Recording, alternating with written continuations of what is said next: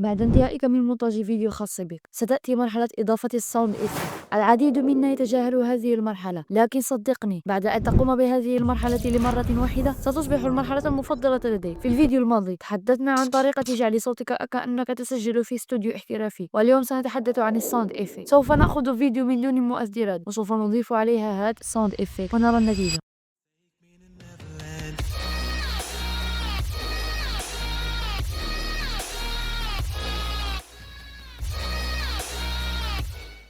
مرحبا بكم في تطبيق كابكات. أول شيء هذه هي الصوت إفكت التي عندي، سوف أقوم بوضعها في جروب. بعدها سوف أقوم بإضافتها لقطة بلقطة. أشوف لقطة تحتاج هذا الصوت إفكت راح أحطها فيه، يعني راح أحط كل صوت إفكت في مكانها المناسب.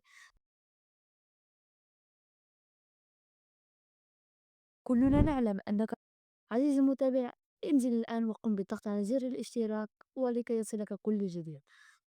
كلنا نعلم أنك لتصبح صانع محتوى في سنة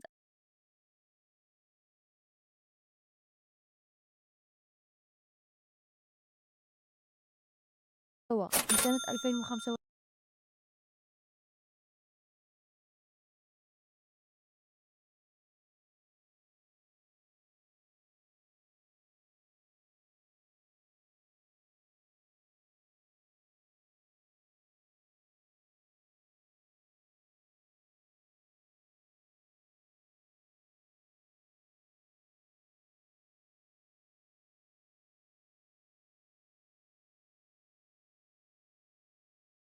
كلنا نعلم أنك لتصبح صانع محتوى في سنة 2025 أمر سهل، حيث أنك لا تحتاج لكاميرا، فقط تحتاج لهذه الثلاث عناصر: الصوت وجهاز للمونتاج وإنترنت. بما أنك تشاهد هذا الفيديو فأنت تملك هذه الثلاث عناصر، لكن اليوم سنتكلم عن الصوت، حيث أنك لا تحتاج لميكروفون غالي لتسجيل صوتك، بل هاتفك فقط يكفي.